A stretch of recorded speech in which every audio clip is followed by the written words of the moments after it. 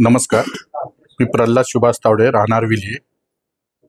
माझी ह्या रिफायनरीमध्ये 100 ते 150 एकर जमीन जाते आणि माझ्या विली गावामध्ये जवळजवळ माझ्या भावकीने 2800 एकरची संमती दिलेली आहे आणि ती संमती आम्ही 7/12/8 आधार कार्ड सहित आम्ही सरकारपर्यंत पोच केलेली आहे। या बाबतीत सरकारने विचार करावा।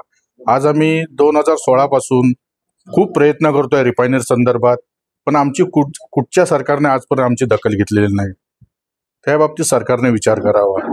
आम्ही रिफायनरी बाबतीत पानिपतला पण गेलो होतो। पानिपतची रिफायनरी मी स्वतः बघितलेली आहे। तिथे आम्ही 3 दिवस वस्तीला होतो पानिपतला। आम्हाला तिथे असं काही आढळून आलेलं नाही। जे विरोधक लोक सांगतात की आज रिफायनरीमुळे माणसं आजारी पडतील, काय रोगराई होईल, तिथली परिस्थिती आम्ही जाणून घेतली। तर आमच्याबरोबर 16-17 जण आम्ही होतो रिफायनरी समर्थक लोक। तर आम्हाला कुठचं तिथे काही तसं काही दिसलेलं नाही। तर रिफायनरी खूप चांगली आहे असं मी तुम्हाला सांगू शकतो। मी सदाशिव बापू तांबडे। माझी व माझ्या आईची एकूण 100 एकर जागा साधारणतः सागवे गोटिवरेमध्ये आहे।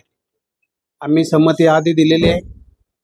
2016 पासून 8,500 एकर ते 10,000 एकर पर्यंत संमती शासनाकडे दिलेली आहे।